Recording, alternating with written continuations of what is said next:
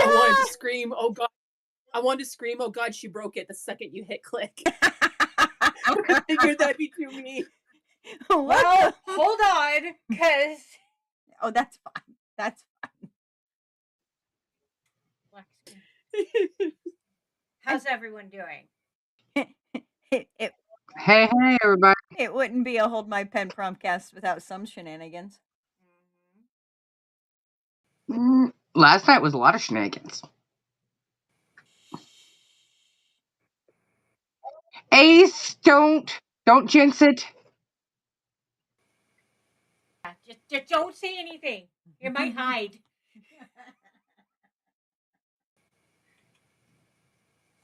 Like, negative, Ghost Rider. Negative. Okay, ceiling fan on for air movement. Oh, thank you. I didn't realize you had a fan. Well, I turned it off because I was going to do some... Oh, gosh.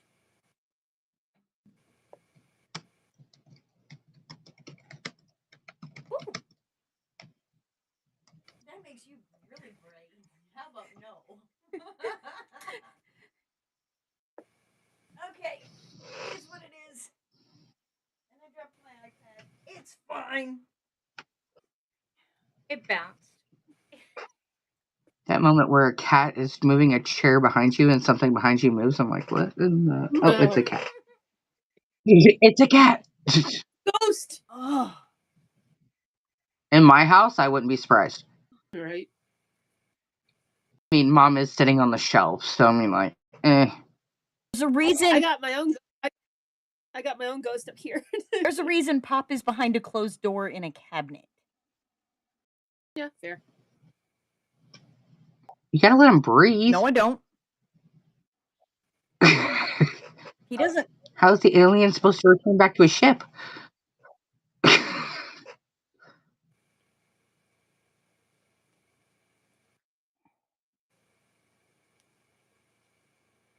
Geeking out.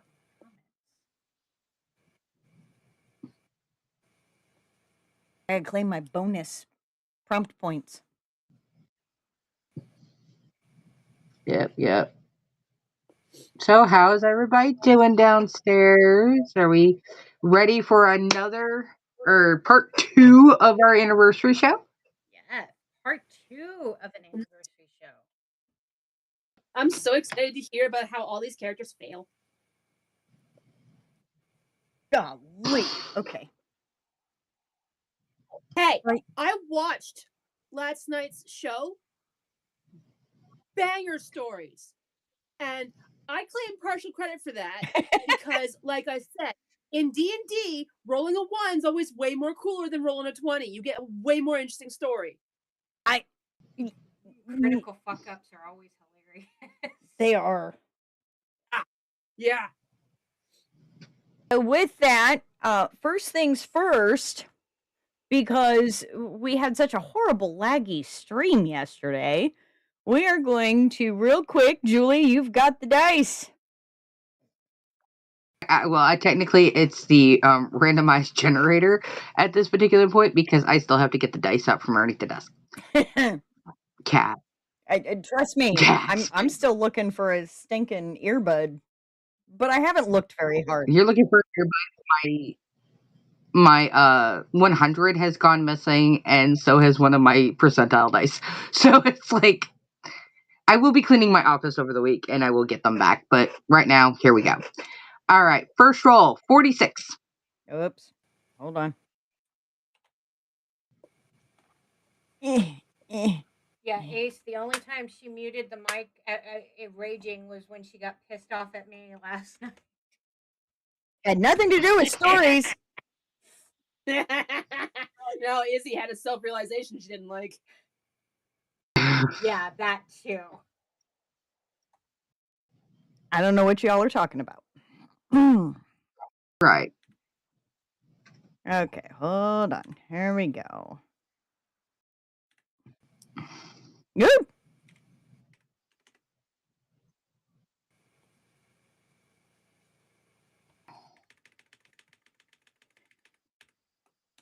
I went and asked if you were prepared, but I was not prepared. Okay,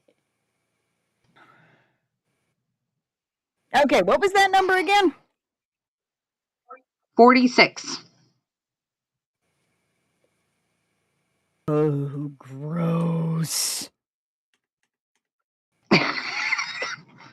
Concept. Write about a character who can experience the emotions of others. Ooh. Empath on crack.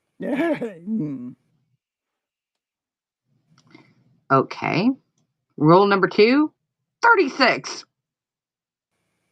Starting first line.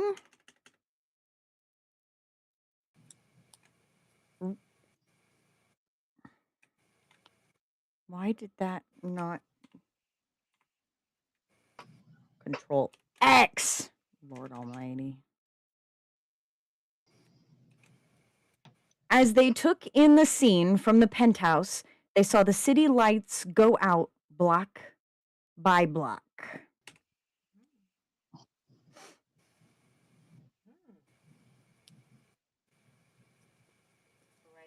Okay, and the final roll, 9. I'm getting so much enjoyment out of watching Izzy's lights.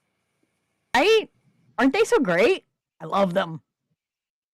I need them. I need that. Oh, just wait till I put the other setup somewhere. We're gonna have a discotheque in here.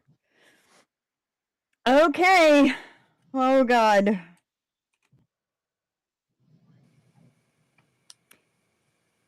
Use this dialogue. That explains more than you intended. All right, we got the poll set up, or am I doing that? I assumed you were doing it because last week when I did it, It's fine. yeah. Give everybody a good 5 minutes. Get in here and vote. Yep, looks like the jinx came true. We're getting severe lag now. Yeah, and it's all Ace's fault.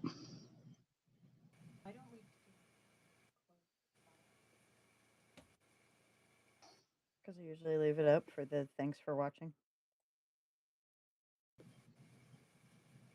There's going to be some lag. Yeah.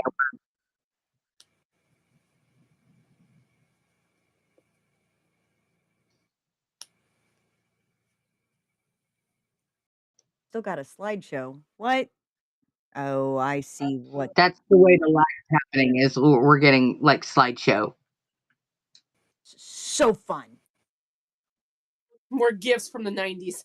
Slideshow Izzy. Are we blaming the streaming deck? I don't think the streaming deck is even set up. Yeah, it is. Oh,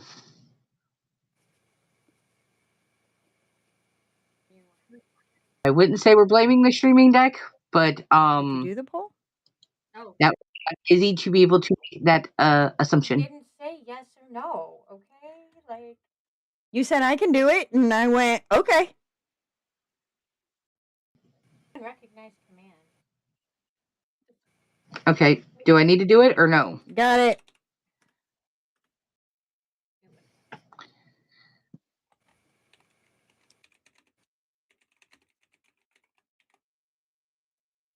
But at least it's not freezing me with my eyes closed tonight. Yet.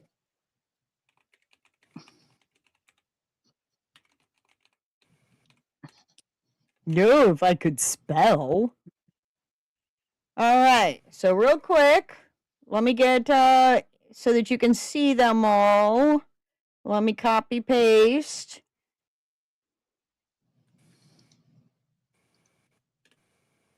All right. Oh, which one?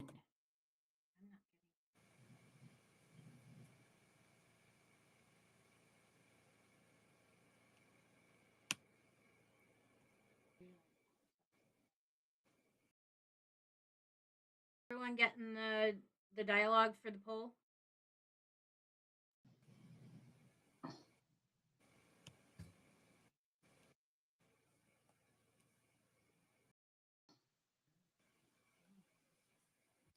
Okay, that's 7. We got 9. Come on, guys. How many people's watching? 9. Char, did you vote yet? Mhm. Okay. Yeah, it registered. Okay, yep.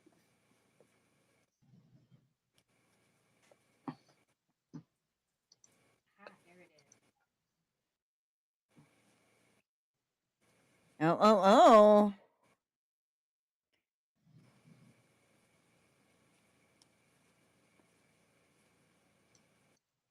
There we go.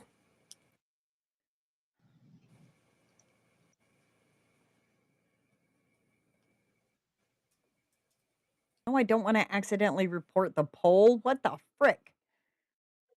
Whoops. Poll 2 racy, must report. I mean, that penthouse. I don't know, but they saw the city lights go out block by block. That's the one I voted for. Mhm. Yeah. Oh, Luna, you're over on YouTube. There is not voting over on YouTube. There is voting over on the Twitch side. Yeah.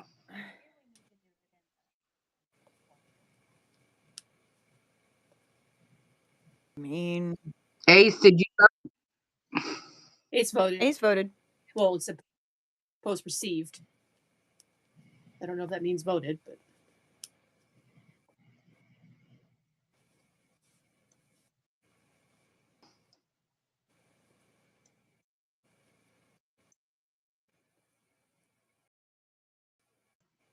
That sounds interesting, Ace.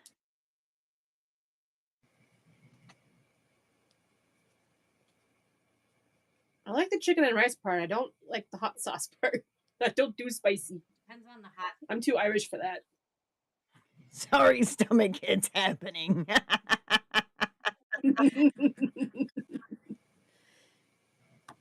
Sorry, digestive tract. I loved you well. Come to the Twitch side. We have cookies. Cookies are causing our lag. I know.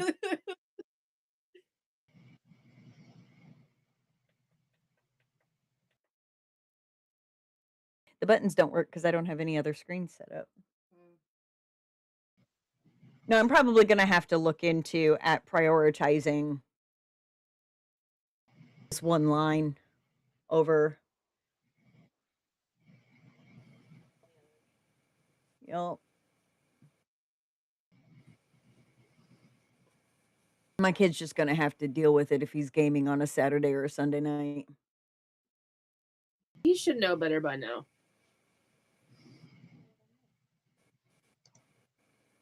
Whether he knows better or not does not change the fact that he may not care. Yeah, fair.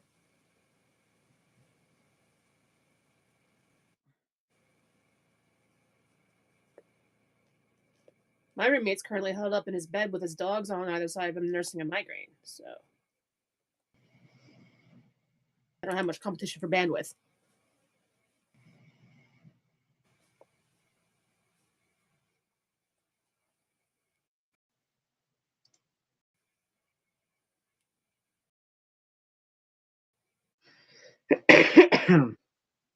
Thank you, Luna. Have extra. We appreciate that. And there it is. Cause go Dialogue. figure. So this week's prompt will be Use this dialogue. That explains more than you intended. So, season 3, episode 2, due January 10th. day before my birthday.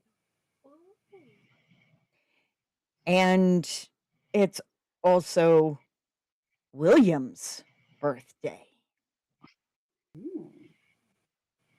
Wait, the 11th or the 10th? The 10th. I got really excited for a second. I thought I had a birthday twin. Well, in my defense, I tried to give him an eviction notice December 29th so that I could get the tax write-off.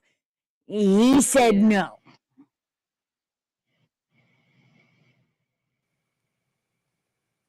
Well, hello there, baby. Hi, Stretchy Stretch. It's Maggie.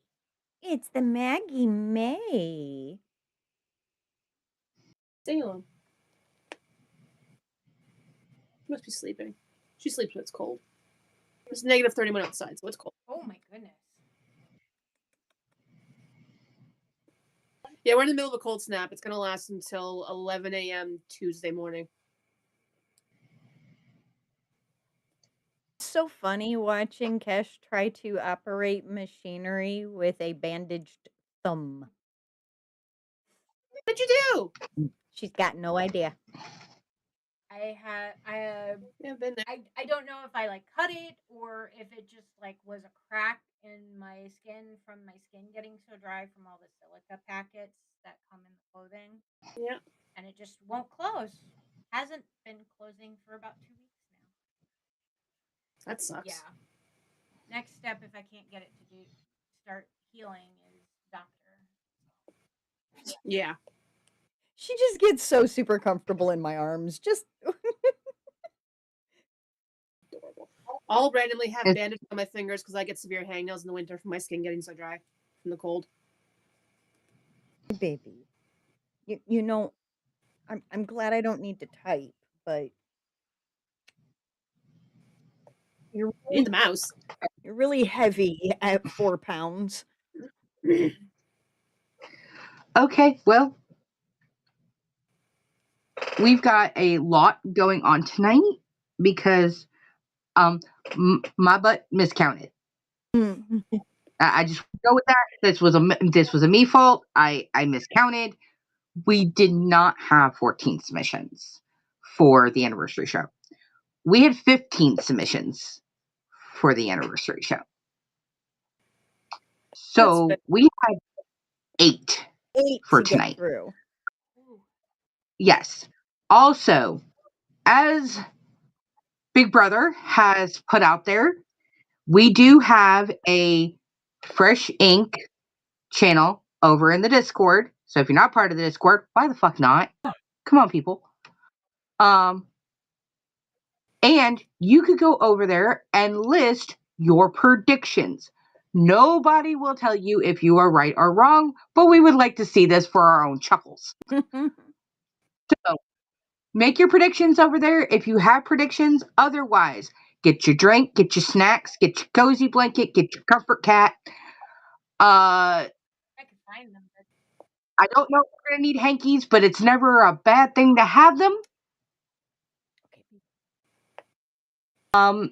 And let's continue with a great night of storytelling, because as you know, even though you guys couldn't really see us last night because we were so glitchy, you could hear us and everything was great. So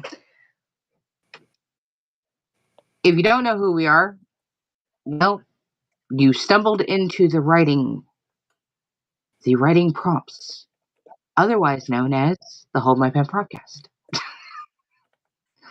And real quick sound off. I'm Izzy. That's the name thing. This is my other half, Kesh, normally on her own screen. To our, I don't know, to that I'm side. over there. We've got author Julie DeFisher, author of God knows how many books at this point, and the brainchild behind this stinking show. Below me and Kesh, you've got PA Power, werewolf romance extraordinaire with a little side dash of dark Peter Pan. And then our lovely, returning to us for her birthday month, C.R. McCormick. Our favorite snarky mafia Donna. Mwah. uh, and so, of course, obviously, you can go and see all of our social profiles here or in the Discord. Get our books. Don't forget to sign up for the newsletter. And if you do get your book published, make sure that you are sending us that information prior to so that we can add it to the newsletter. Also, events, any kind of events. We haven't had a recent release by any of our prompters in a couple of months. So In a little bit. yeah, so we've got Trisha's most recent audiobook re-release as well as her most recent release of Anne Smith series and um Dahlia's, I believe, Trapped in Addiction is still listed there. It's so, Um so good. I helped edit that one. It's so good. Yep. And then for upcoming events in February, our beloved first prompter, Trisha Jones, and brother dear here, PA Power, are going to be at Flirty in Kansas City. And in March, you've got PA Power, Julie DeFisher, and myself, Izzy Krause, at Sinful Signings in Roanoke, Virginia. Who fucking knew? Holy shit. Who knew? So with that, our first prompter, of course, by the way, normally we do have the author's name listed down at the bottom during the reading of their story. However, since January is fresh ink, there will not be a listing of who is who until February 1st after the show. And so that does beg the question, the words still belong to the author. People, don't use our voice, don't use their words to train AI. AI unwelcome here. Okay, there we go. Now, this first one has a very long pronunciation guide, and I'm going to forewarn you that I am going to fuck it all the hell up. But thank you for attempting to help me with this. You know who you are.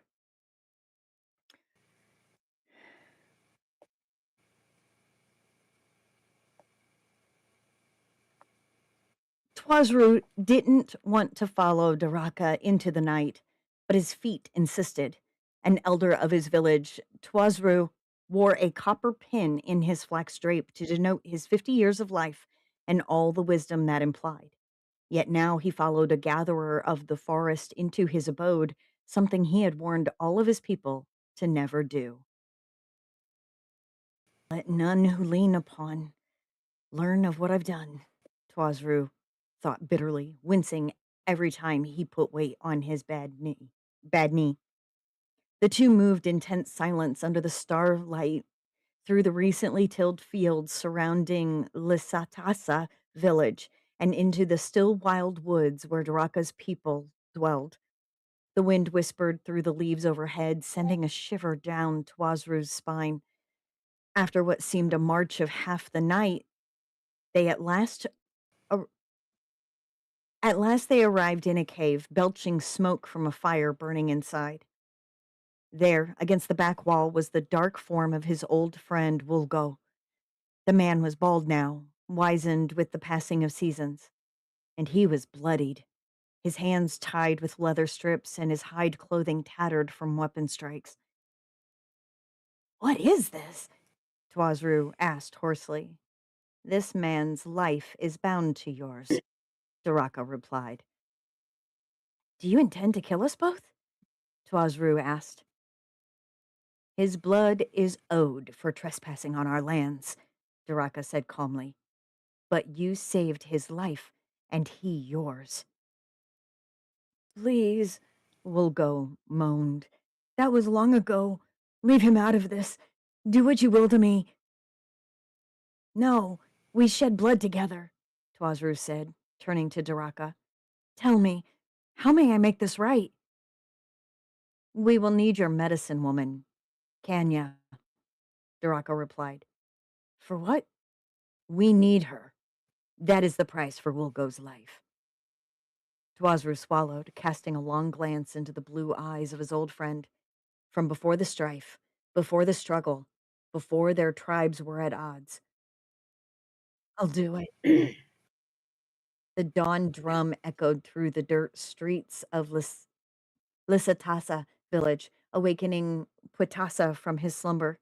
Dreams of walking verdant fields gave way to the pale plaster walls of his home and musty smelling fur blankets of his bed. He sighed, sliding to the bed stepladder and clambering down to make room for his two brothers. Below, in the lower bunk, his two sisters were stirring, while the sound of their mothers making breakfast in the hearth room echoed through the air. Feeling his stomach rumble at the scent of onion and bean paste, Putasa pulled a beige length of cloth around his naked body, belting it into place. Then he stood by and took up the garments of his siblings from the bench, helping each one dress in turn as an elder brother should.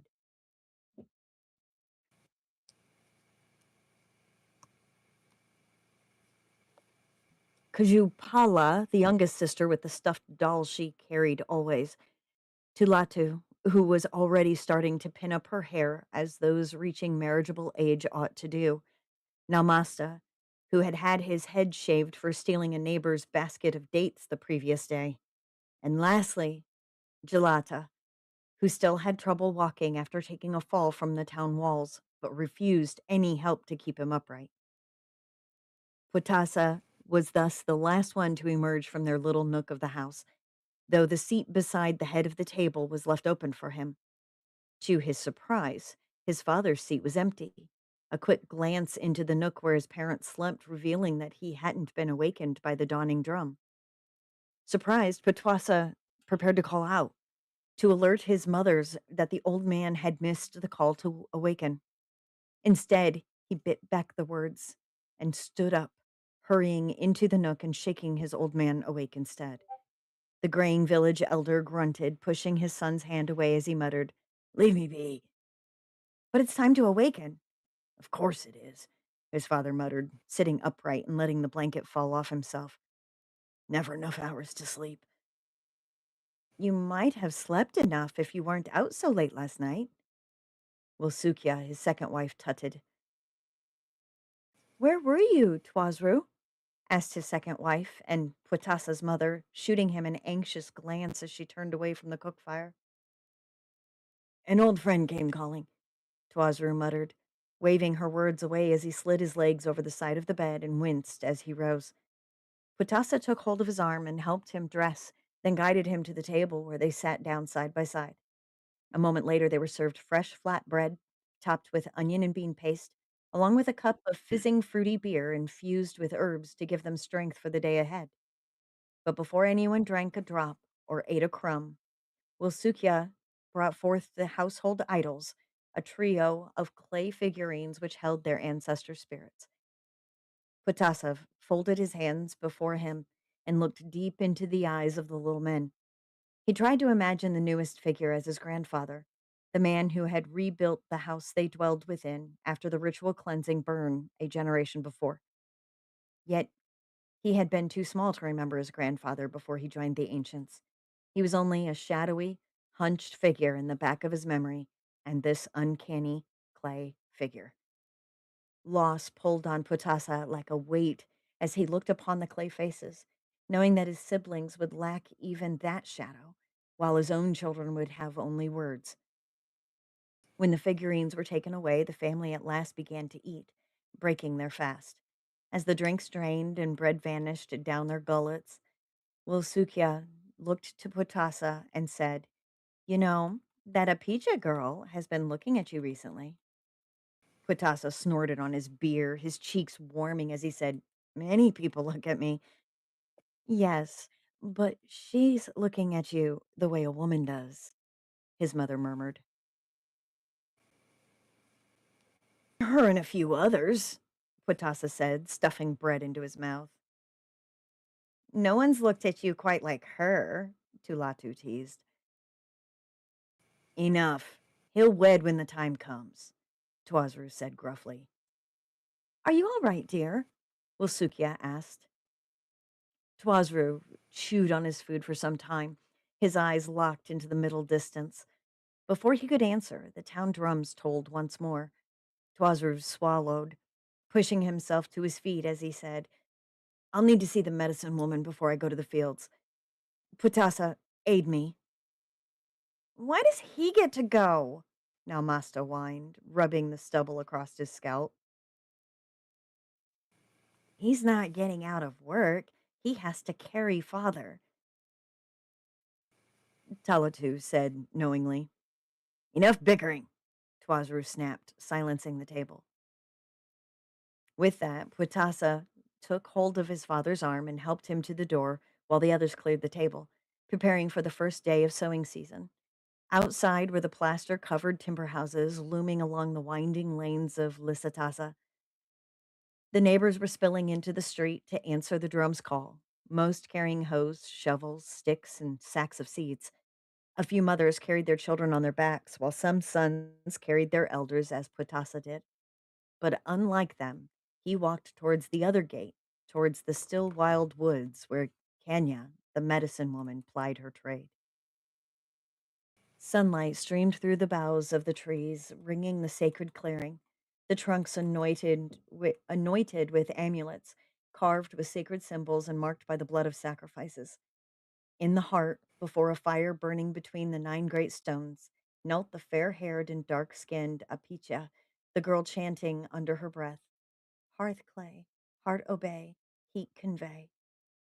Under the watchful eye of the medicine woman Kanya, she slowly and methodically molded the ripe clay into a humanoid figure, arms outstretched, legs a trunk with a seam, and the head a round nub. It reminded her of the great lady figure in the heart of her village, only much smaller. Yet she tried to add the features of Putasa as best she could, his long, sharp nose, perpetually furrowed brow, and thoughtful, frowning lips. She finished off the figure with Putasa's mark over his heart. Once her heart's desire had formed in full, she slipped him into the fire the medicine woman had prepared, quickening her chant. The heat and words baked the clay into an effigy, imbuing him with her wish. Sweating under the bright sunlight, Apicha took the still warm clay and buried him under the stone of love, crossing her heart thrice before rising to her feet.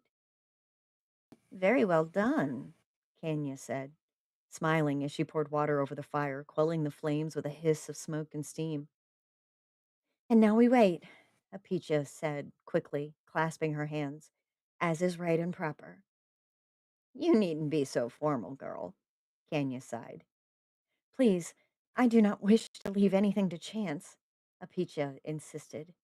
As you will, Kenya replied, nodding as she clasped her own hands. We must finish our invocation soon. The sewing has begun, and I'll be needed for. The snap of a twig echoed through the circle, Apicha jerking around. Time slowed, her heart fluttering, when she saw Putasa entering the grove. The instant their eyes met, he froze, his brown cheeks flushing as he looked away. His father, Twazru, who had been walking just behind him with a shuffling gait, pushed past his son and walked to Kenya.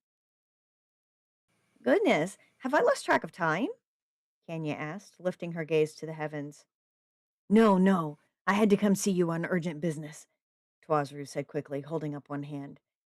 He glanced at his son and Apicha, motioning towards the trees. Please, may we discuss this privately? My realm is of the sky and the trees and the wind.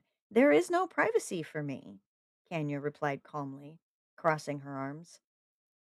As you will, Kenya, Twazru said, his shoulders drooping.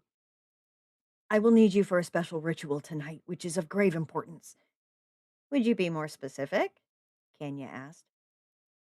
I fear that word of this ought not spread.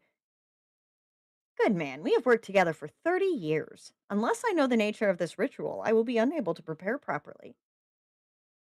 It is a matter of another tribe, and a meeting which must not go awry, Twazru said forcefully, at last looking at Kenya again.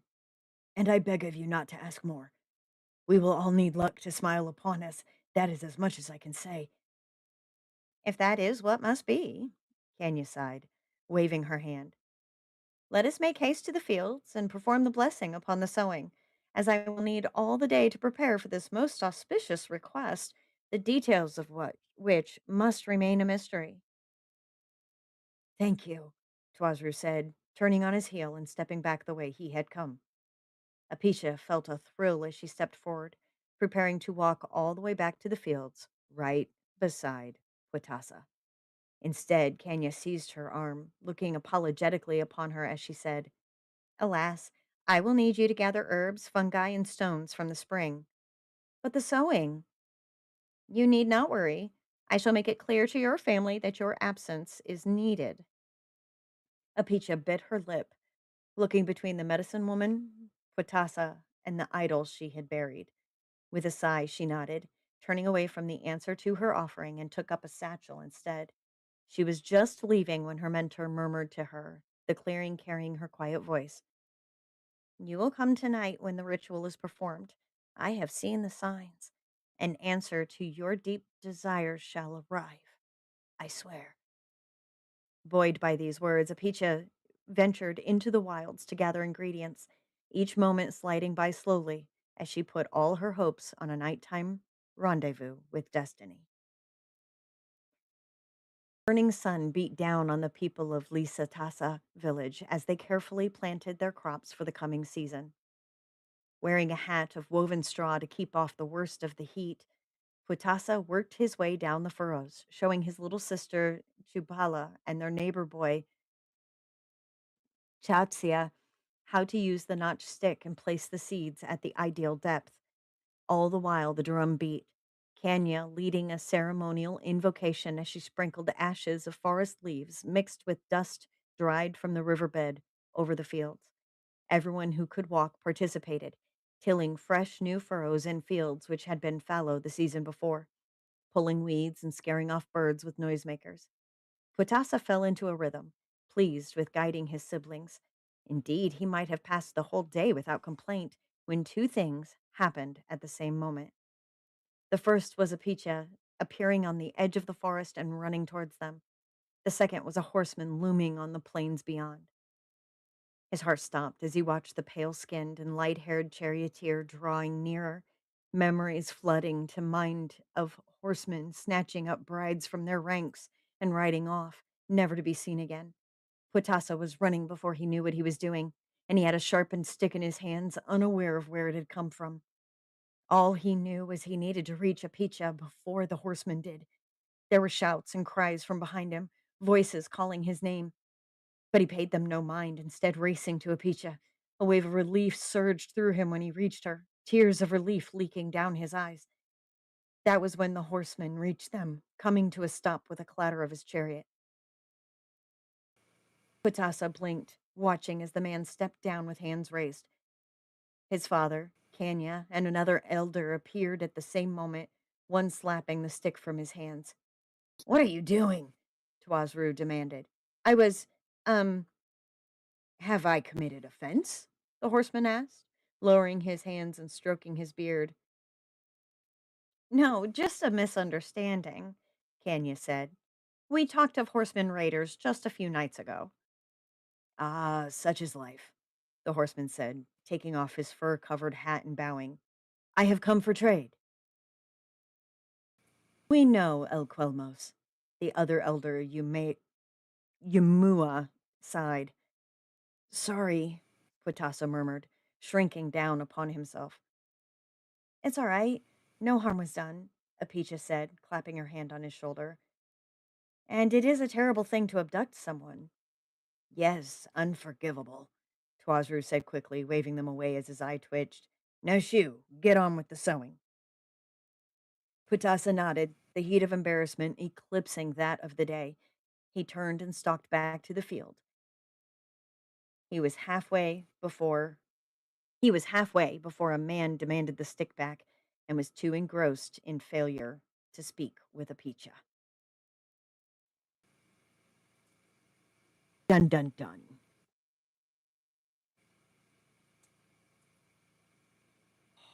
Holy. That was very cool. Like that I one.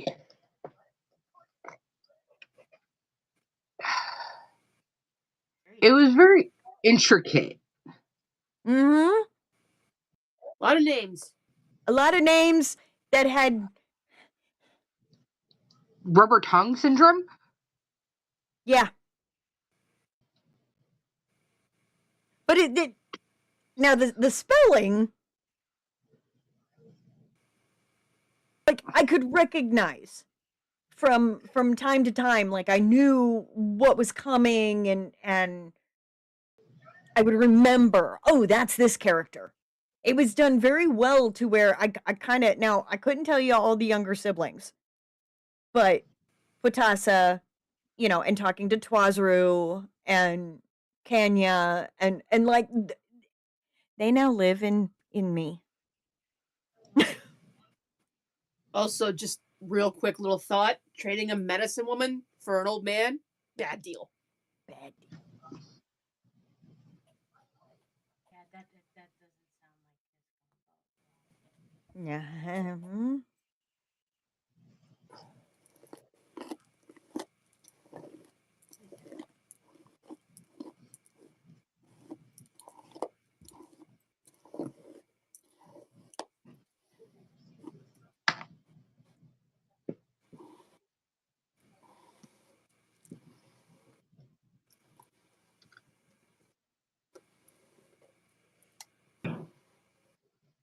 No clues. There was no clue. That was. Sorry. You're mm-mm.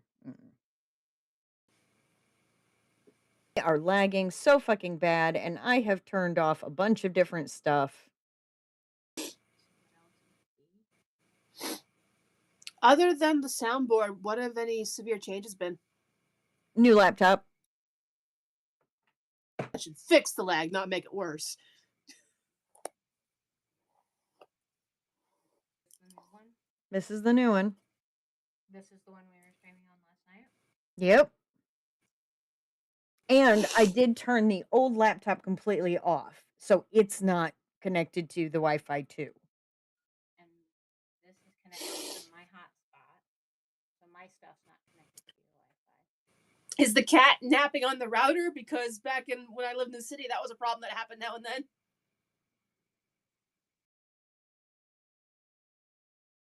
So it didn't really affect lag. It just overheated the router and caused it to shut down. So No, it's on the top of the bookshelf, centrally located. smart. And the computer that is sending all of this out into the wild is hardlined.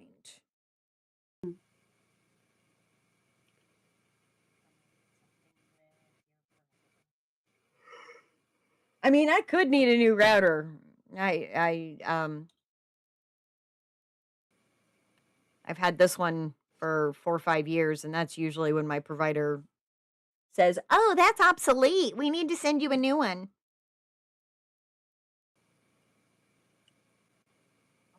Do they charge you for it? No. Oh, that's good. No, it's all part of their maintenance. Yep. I mean, I've had this same provider since I want to say 2013, 2014. And Aren't you folded anytime, anytime I'm like, hey, I'm having some problems, some issues, and they're like, let me look at it, and I'm like, I've done this, I've rebooted this, I've completely shut it down, rebooted it, done this, I've done the diagnostics, and they're like, shit, you're ahead of the game. Most people call and they haven't done any of that. Okay, so let's get down to business. I go, I don't like to waste your time. And then they're like, Okay. they're pulling it up and they go, oh, your router's obsolete. You haven't had any servicing issues? I'm like, no. They're like, damn, we like you. I'm like, yeah, I know. So they're like, we'll send out a tech. And I'm like, do you really need to send out a tech or can you just send out the box? Because I can install it myself. Right. And aren't you like folded into a program that they don't even offer anymore? Yep. I pay $14.95 a month for internet. Used to be $9.95. I think we pay like 150, but we've got Starlink. So Yeah, sorry. yeah, I know, but it was either Starlink or a local Canadian satellite called ExploreNet that's even worse. Like ExploreNet essentially gives us half of what Starlink gives us until we go over 100 gigabytes of space, which we do very quickly. Then it pulls us down to what is essentially dial up. Yep. As much as I hate the Musk, not a lot of options. Yeah, constantly frozen. So lovely. At least they can hear us. At least they can hear us. And right now, isn't that the most important thing? Like, look, it's getting out there. Yes, we're not being seen, but you know what? They can hear us still, and that's fine. It is a little bit of a shame that we can't see that they can't see the Izzy expressions, but other Yeah. than that, You guys get to. we get to, so I'm good.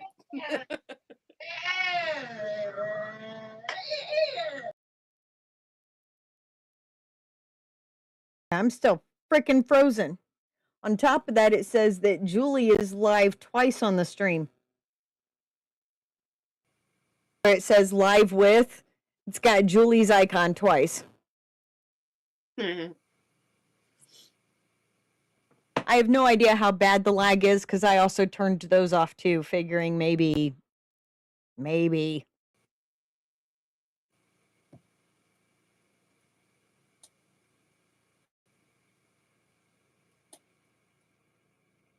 Try something else.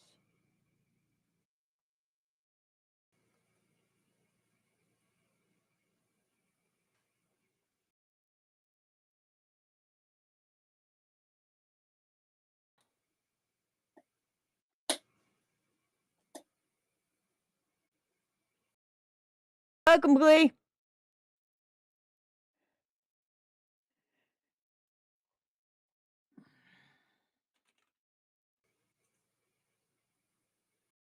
Man, I don't know that story. I'm still kind of, I'm Good one. I'm feeling a little bit of book hangover ish because it's like it's got all of this intricate and plausible and it's just kind of like, what did this guy do? Trespassing onto somebody else's land, and on top of that, it's been years, and now Twazaru is freaking.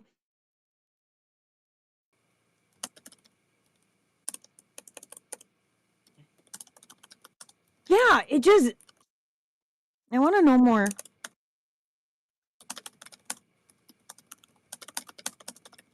I want to know more.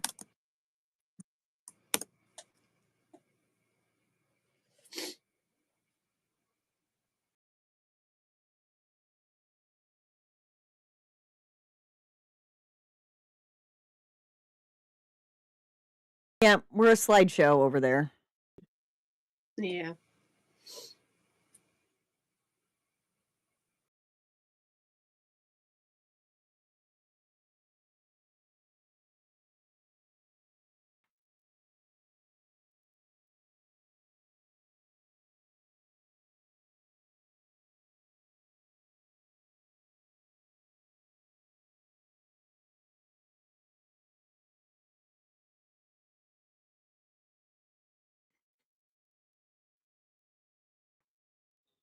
Okay, I don't know if that'll do anything, but Frames per minute.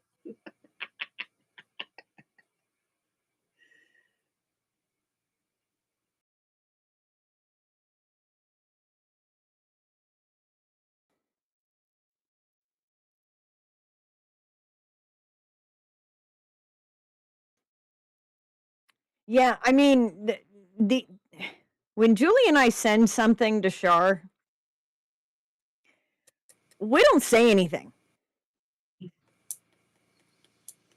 Because we wait to see how long it becomes to where the roommate gets notified. And then usually within minutes of him notifying her.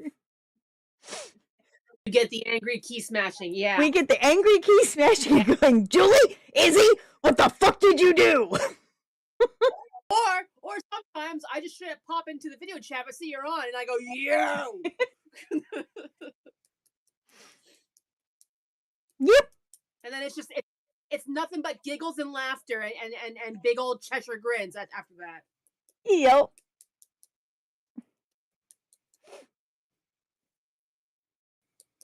So I unplugged the stream dock.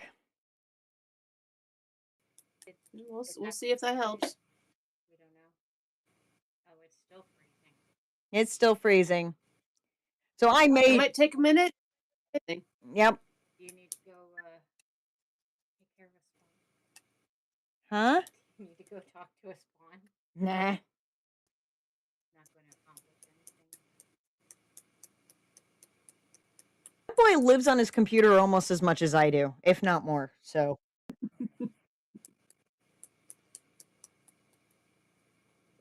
I've also turned both my devices off the Wi-Fi to try and. Frames per minute. I'm not going to say any of the other FPMs that I could come up with right now because we're just not going to. I hung out with too many military men who loved acronyms, so not doing it. All right. Please don't get us banned on Twitch. Yeah, nope.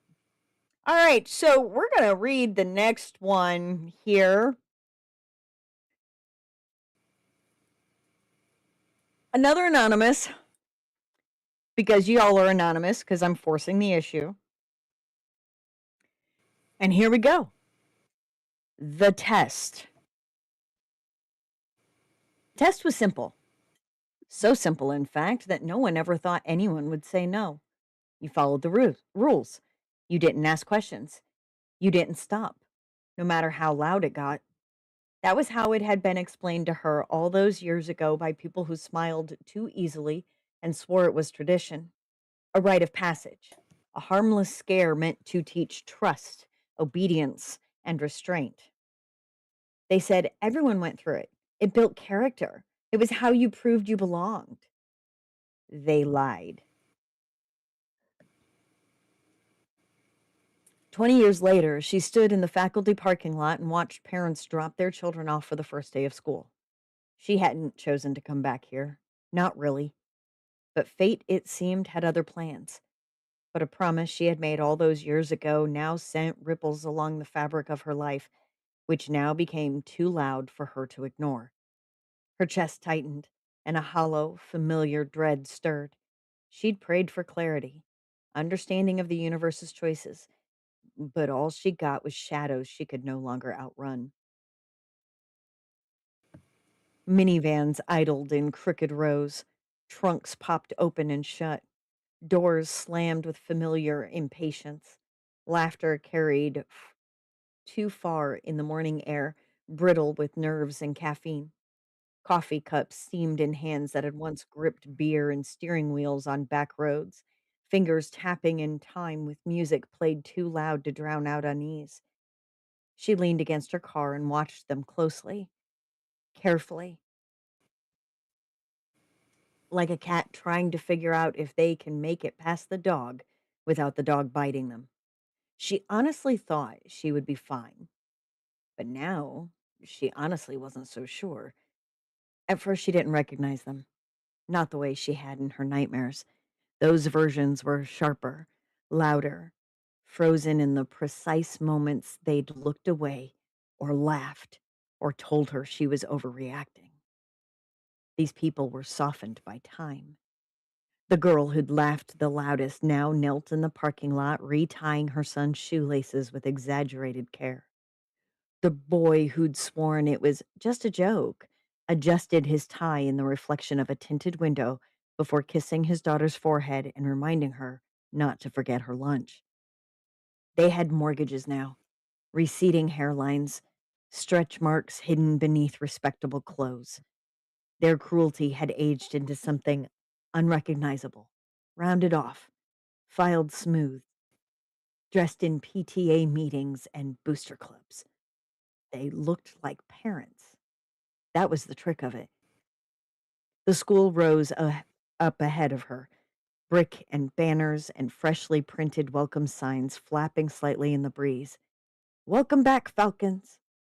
Same mascot, same colors, same cracked concrete near the curb no one ever bothered to fix. Even the flagpole still leaned slightly, as if it had grown tired of pretending it stood straight. Some things never changed because no one wanted them to. She adjusted the strap of her bag and reminded herself to breathe. They didn't know her, or at least not this version of her. Sometimes there was a pause, a narrowing of the eyes, a faint hitch of recognition that never quite landed. She had learned to expect it, to hold still while it passed. She looked nothing like the girl they remembered. Different hair, different posture, a face rearranged by time and survival. No obvious scars, no proof where it mattered. Survival was quiet like that. Inside the building, the office secretary smiled at her like this was just another year, another hire, another body slotted neatly into a system that never asked questions it didn't already know the answers to. First day? The woman asked, fingers already reaching for a clipboard. She nodded and handed over her credentials. The woman glanced at them, nodded again, and slid a laminated badge across the counter. No hesitation, no curiosity, just procedure. That had always been the most dangerous part. The hallway smelled like wax, paper, and something faintly metallic beneath it all. Lockers slammed, shoes squeaked, voices overlapped in nervous excitement. Someone laughed too loud, then immediately apologized. Someone else dropped a stack of books and swore under their breath. It felt too alive for a building that had once swallowed her whole. As she walked, memories pressed in. Not images exactly, but pressure. A weight behind her eyes, a tightness in her chest. The rules whispered themselves back without permission. Don't panic. Don't stop. Don't make it worse on yourself. She passed the classroom and caught sight of a familiar face through the glass. A man, silver at the temples, comfortable behind the whiteboard. He joked easily with a group of freshmen, spinning a marker between his fingers that once spun drumsticks. Like it wasn't a nervous tick he'd always done, like nothing had ever gone wrong for him. He laughed, and the sound scraped something raw inside her. I didn't expect it to work again, he said to someone near the door, smiling. She stopped. The words weren't meant for her. They never were. But they landed anyway, heavy and exact, like a lock clicking shut. That was when she understood. The test hadn't ended with her. It had only learned how to hide. She hadn't been chosen at random. That realization still curdled in her stomach, even after all these years. The favor had been small, almost stupid, a pretest to the test, to judge if she would be able to handle what came next. A forged signature for an overnight trip formed so a few students didn't have to miss out. This was what sealed her fate. Sliding it across the desk while everyone laughed and called it tradition. She hadn't been a part of anything planned. She hadn't watched for signs anything could be amiss. She hadn't even understood what was really going on. She had just made it official. That was the favor. And favors, she was learning, did not expire. She'd been 17, flattered to be asked, relieved to be useful. They'd framed it carefully. How much trouble it would save everyone. How it was really just a technicality. How no one would get hurt. You're solid, they'd said. You can be trusted. That was how her name ended up on the list. She remembered the night in fragments, like broken glass you refused to sweep up because the sound meant admitting it was real. Damp woods, cold air, someone joking too loudly, someone else telling her not to be dramatic when she hesitated. They called it a test. They said everyone went through it. They said she owed them. She remembered the blindfold, Not tight enough to block everything, just enough to turn the world into shadows and panic. Hands guiding her forward and then disappearing. The laughter fading until there was only breathing. Hers, too loud, too fast, and the sound of something moving that shouldn't have been. She remembered realizing, too late, that no one was coming back for her. The test had failed that night, spectacularly, irreversibly, but the obligation remained. Standing in the hallway now, she understood what they'd done better than she ever had as a girl. The test wasn't about courage or trust, it was about silence. You survived, so you stayed quiet. You stayed quiet, so it kept happening. She saw them then. Time folded the way it always did, without warning, without mercy. They were older now, slower, thicker around the middle. Power had aged better than guilt. The head football coach cut through the hallway like he still owned it, patch stitched proudly over his chest. Students parted instinctively, some grinning, some straightening their shoulders as he passed. Beside him, the cheer coach matched his stride, clipboard tucked under one arm, smile fixed in place like a reflex she no longer questioned. They didn't look at her. Of course they didn't. But she saw them anyway, not as they were, but as they had been. 17, untouchable, smiling with their mouths and not their eyes. For a moment, the hallway shifted. Lockers blurred into trees. The smell of wax became damp leaves and alcohol. She tasted panic at the back of her throat. Don't ask questions. You owe us. The woman's hand brushed the man's arm. Not affectionate, but confirming. Still aligned. Still complicit. Just before they passed, the cheer coach's eyes flicked toward her. There was no recognition there, only assessment, and the faint sound of her voice asking, "You think she'll stay quiet?" She reached her office and closed the door behind her, leaving the echoing hallways behind. But the sound of voices didn't stop. The chatter of students, the squeak of shoes, the occasional slam of a locker. They all bled into her consciousness, reminders that the machinery of the school was alive and humming. Midday, her heels clicked down the tiled hallway toward the faculty lounge, a room she had passed countless times but never truly noticed. The door was slightly ajar. Inside, voices murmured over the hiss of the coffee machine, the scrape of chairs on linoleum. She paused, just long enough to let them speak freely, the way adults always did when they thought no one was listening. "I think it's a problem," the head football coach said, voice low but confident. "It's tradition. Kids expect it. They lean into it. Builds character, trust, accountability." The cheer coach chuckled softly. "Exactly. Every year, nothing's changed. I just I just make sure it doesn't get out of hand. It's all harmless fun if you supervise." Another teacher's voice, softer, uncertain. "But it went wrong last year. You remember, the Henderson girl. She ended up in the hospital. That's not harmless." The football coach snapped, sharp enough to cut through the faint hiss of the espresso machine. "Accident. Ancient history. One freak accident. Everyone survived. End of story. Don't be dramatic." The cheer coach added, "We can't let a single mistake stop the system. That's the point. You keep them on edge, they trust the tradition. That's the lesson." A third voice, almost a whisper, said, "That wasn't the first time someone got hurt. I just, I wonder what happens if it happens to the wrong kid. Again." The room went quiet, except for the hiss of coffee and the ticking of a wall clock. The silence stretched, tense and deliberate.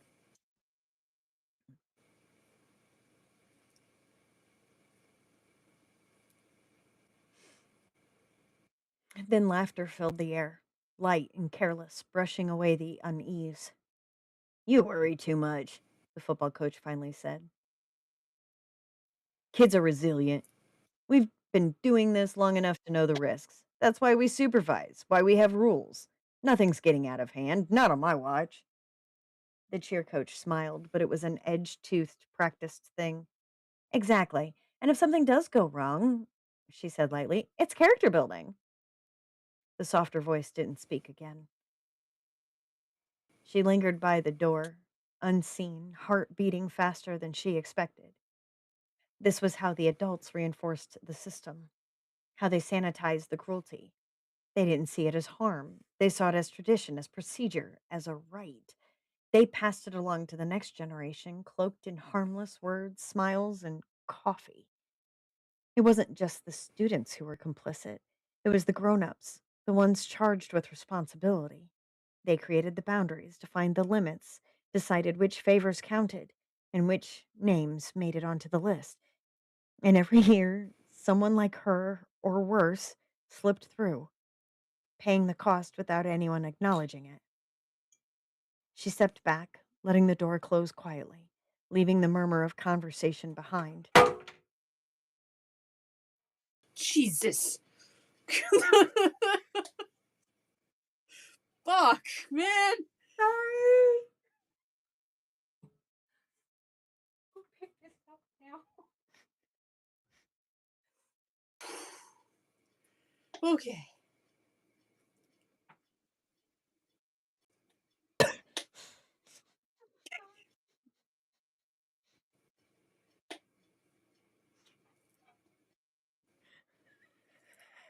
Technical difficulties. So I know the viewers can't really see what's happening.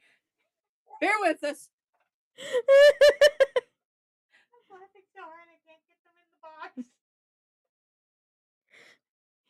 the box. The cube of post-it notes went flying because Cash was so engrossed she didn't see where her hand went. And it went flying. It's fine. It's fine. I'm really having problems getting them back in. Oh, it's fine. I don't care. Woo! scared the shit out of me. Oh my god. Okay. We'll put this in a safe spot now, where I won't knock it off with my elbow. There we go. Away from the accident prone person. Okay. Woosah.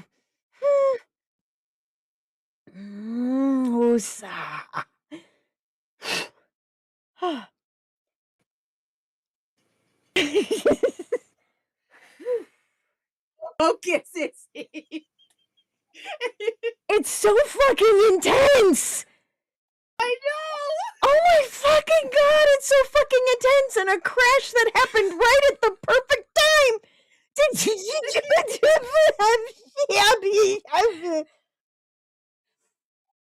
I would say that would have to be a clip to create, but it's stuttering and Yeah, it wouldn't yeah, I know. translate.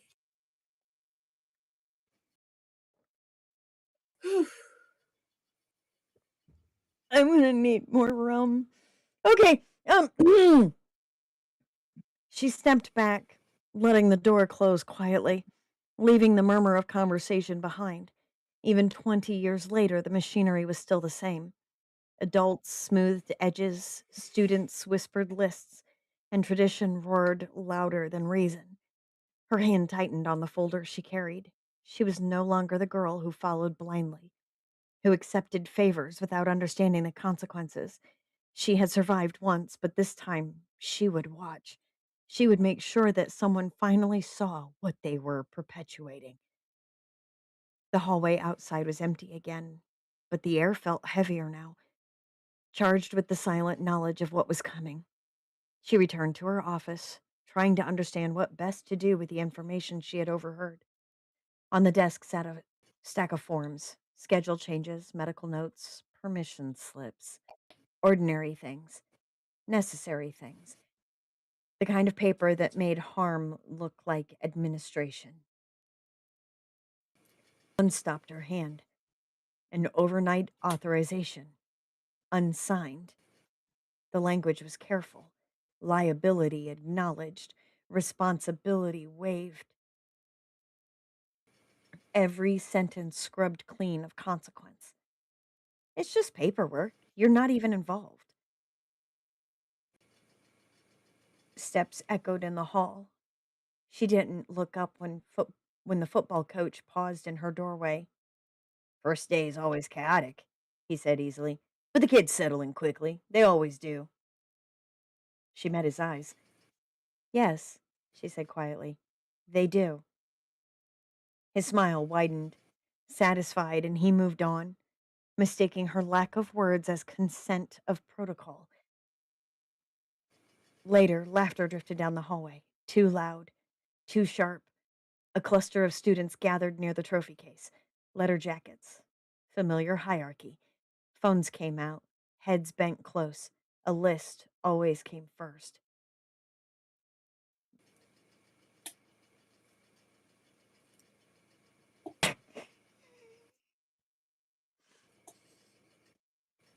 Someone said, "Not her." And someone else replied, "That's what makes it perfect." Nearby, two teachers watched with indulgent smiles. "Kids," one murmured. "Tradition," the other replied. She leaned back in her chair and closed her eyes. 20 years, new faces, new rules, same test. The test wasn't written down yet.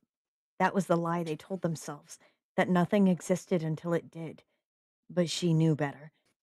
The test had never ended, and this year she had a front row seat to watch the beginning of something she wasn't sure she could prevent.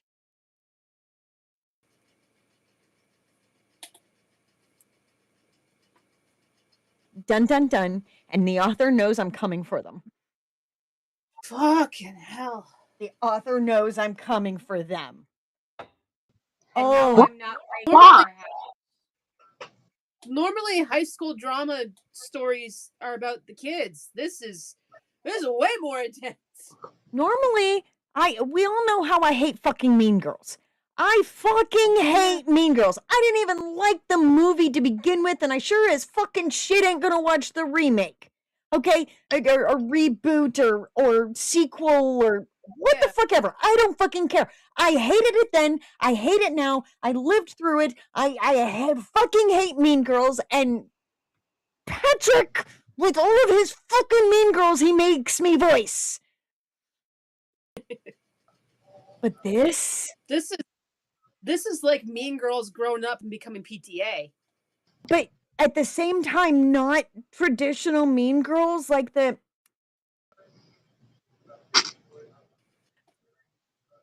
fetch isn't a thing.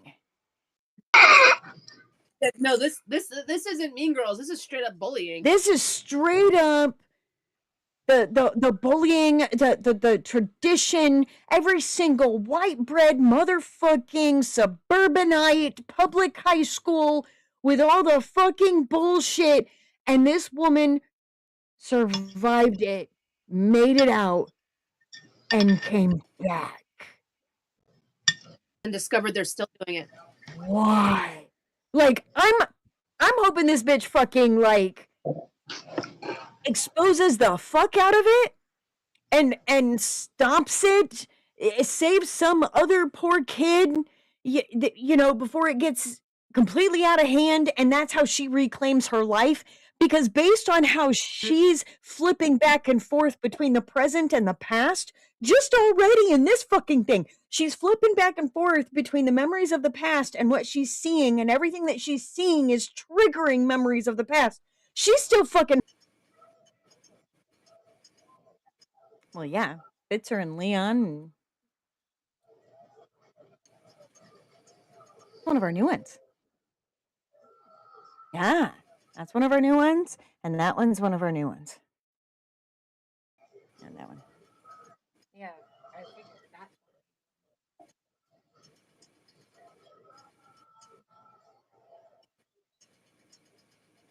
that. Do us a flavor. I don't know why I still say that. That's my toxic ex, but you know, we pick up shit, especially when it's funny. Yeah. Yeah. I mean, I mean, hell, my little pop cap on the top of my 1 liter.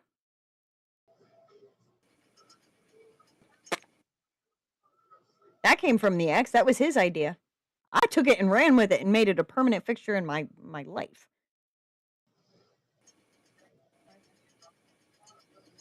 Mm-hmm. We always take something with us, no matter Oh yeah. good or bad. I have never been more terrified by a high school drama than I was by this one.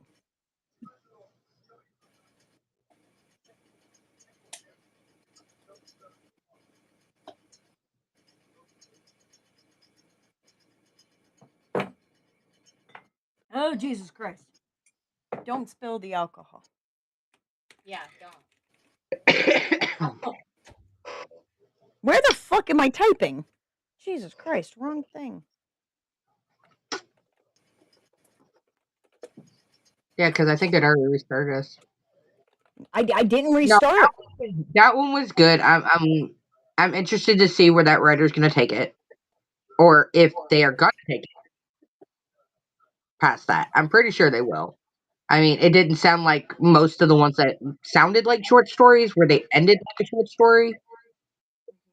Definitely sounds like it's going somewhere. Yeah, it definitely sounds like it's going on. Reminds me of all the trailers that I've seen of Yellow Jackets.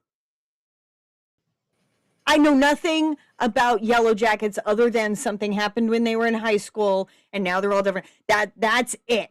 That's all I know. But those trailers fill me with such freaking dread. That's the feelings.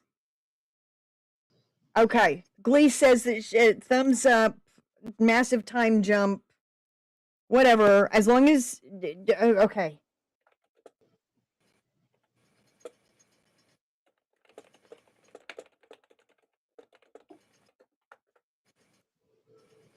That's what we're gonna do.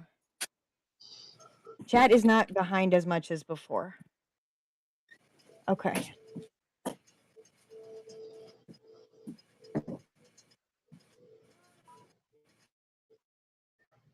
Yes, we heard dun dun dun. Okay, perfect, Amundo.